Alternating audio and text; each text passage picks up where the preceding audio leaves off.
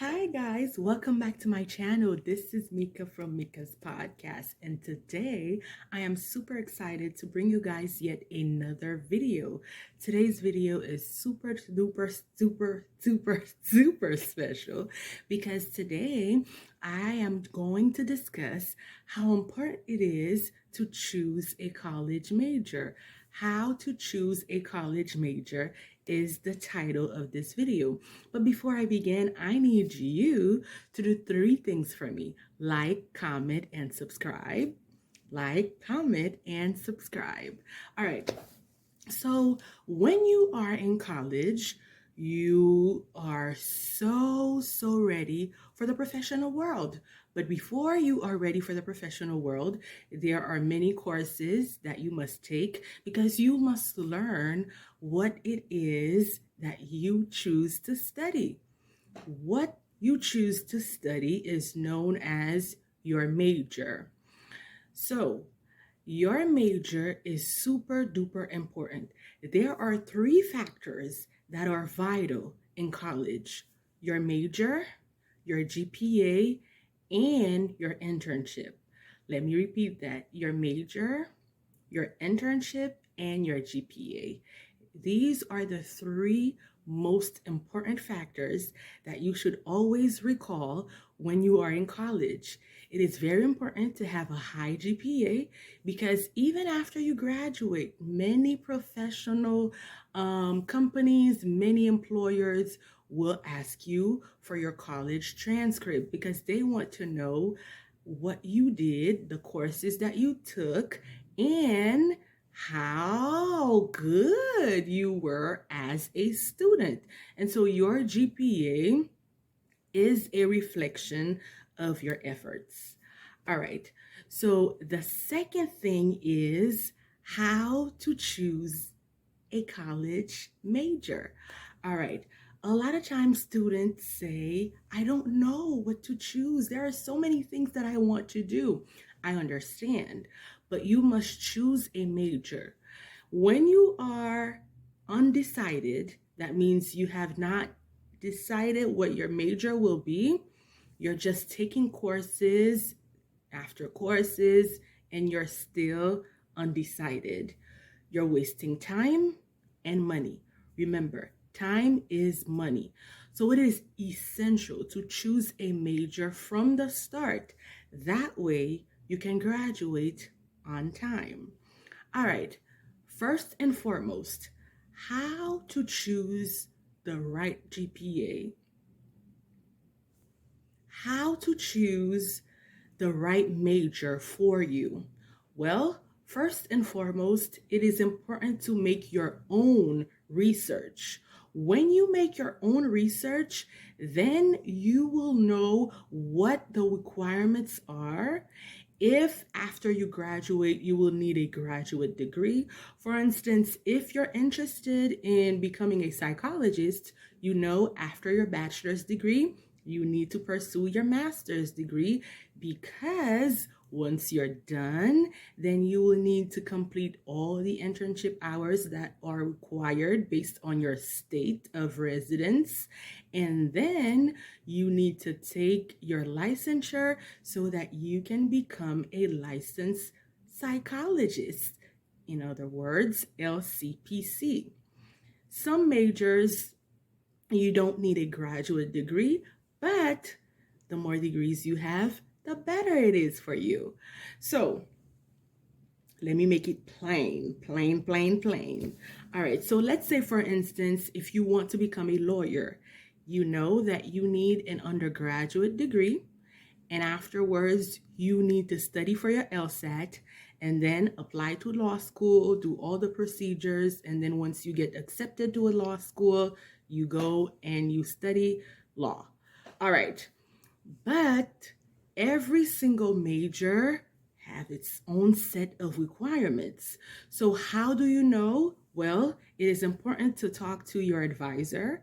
That way you will learn what is required. Usually your advisor is someone who is ready, who is working in the field, and he or she has valuable experiences, and he or she can share what it is that you need to do to become what you want to become.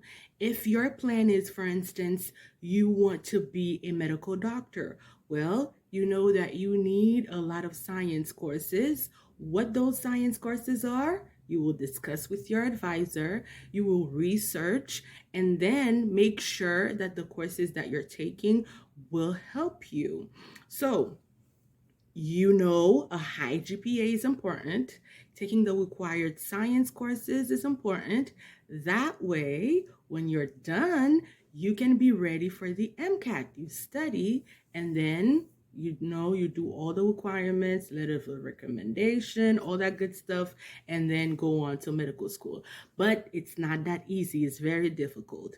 So what do I mean by talk to your advisor? Well, as I mentioned, your advisor can be a mentor because your advisor has experience in the field that you choose.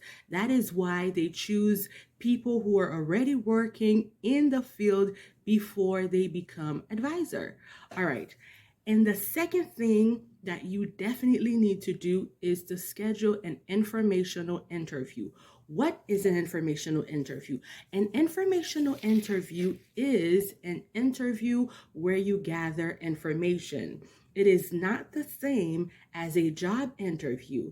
It is an informational interview where you gather, as I mentioned before, information. Let's say you want to become a teacher. What do? You can schedule an informational interview with a teacher, and he or she will tell you, all right, I will be available on Monday at 5 p.m. I'm out of town, so just we can have an interview over the phone, and I will be busy at 6 o'clock, so just call me from 5 and we can talk from 5 p.m. to 5:30 p.m. How about that? And you say, all right, that's fine. Thank you for your time. I can't wait for the interview. And then that's it. So when you are interviewing that person, you need to ask important questions. Don't be late and don't go overtime because you want to be mindful of this person's time. If you take longer than expected, this person will be like, wow, I gotta go. And that is not good because you want to show this person that you are very mindful and respectful of his or her time. During your informational interview, you want to ask very important questions. For instance, what this and that? And then I know that you are very busy, but it will be such an honor if I could just have 30 minutes of your precious time to discuss what it means to be whatever it is that you want to be. You type it in, and then you send an email. If you can't reach this person via email, you can type a letter, print it out, fold it in an envelope, mail it, have this person's address, the company's address, this person's name, attention to this and this person, mail it to this person, and then wait for a response.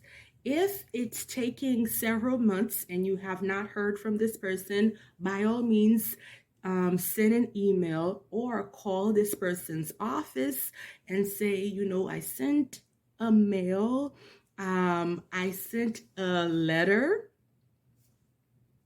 Mrs. Such and Such or Mr. Such and Such, it was a pleasure interviewing you today. I have learned a great deal. You have shared valuable information with me, and I will take heed to your advice. moving forward, and then sign your name and all that good stuff. You can add or subtract, make it your own, but just send an email to show your appreciation of this person's time, and it will help you. It will help you not only as you study, it will help you in your professional life, because people love grateful people in every setting. And so it is very important. So, once again,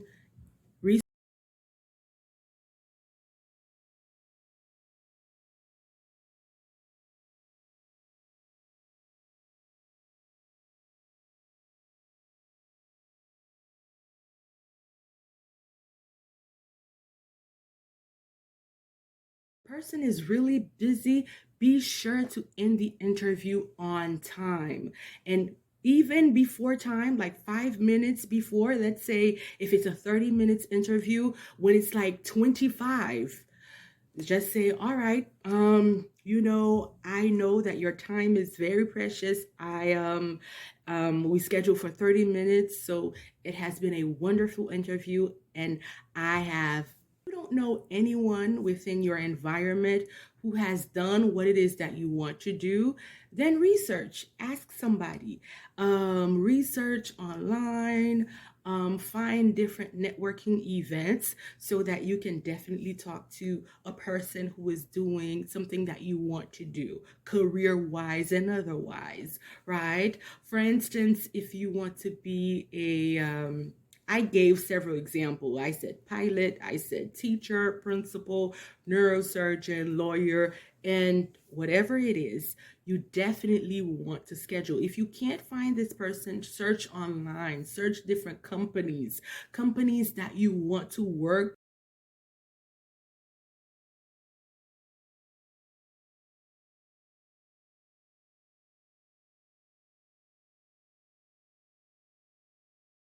During the informational interview, you want to ask very important questions. For instance, what made you choose this career path? What are the challenges that you go through on a regular basis in your professional career? What advice would you have for someone like me who is very interested in becoming a teacher? Or if it's a lawyer, then a lawyer. If it's a doctor, then a doctor. If it's a neurosurgeon, a neurosurgeon. If it's a pilot, a pilot. Whatever your field of study is, it is important that you schedule an interview and talk to somebody who has already been doing all that you want to do, someone who already studied, someone who have years of experiences, and this person can give you valuable advice and tell you this is what you need a bachelor's, you need a master. Fashion stylist is helping people, a doctor is helping people. A teacher is helping people. You see what I mean? So helping people is very broad. You want to be very specific. How do you want to help people? And also ask yourself, why is it that I want to study this? Why do I want to become this? Right? Let's say, for instance, if you want to be a dermatologist and somebody asks you, why do you want to become a dermatologist? You're like, I don't know. What are the requirements to become a dermatologist? I don't know. No, you have to research. You have to know every single thing about what it is that you want to become, because it will greatly help you. If you're not willing to study for so many years, then you must also take that into account. If you are a major as your ministry, because once you're done, you become a professional, and this is what you're going to do for the long term.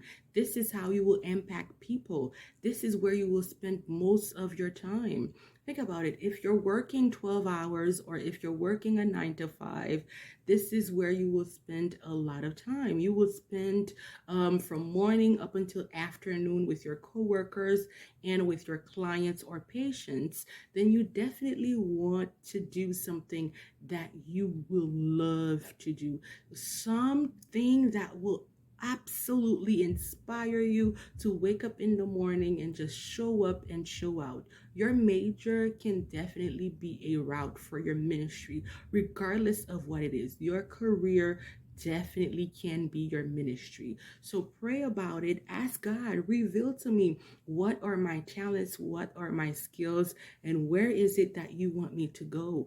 God will definitely lead you so that you can choose the right major and the right minor. And after you graduate, you can find a job and you can make good money, but you can also inspire and impact people around you and at your workplace. Well, I hope this video helped. Remember to give it a thumbs up and to subscribe, and I will see you on the next one. Remember, I will post twice a week. So this is my first video for this week, and I will post another video again before the end of the week.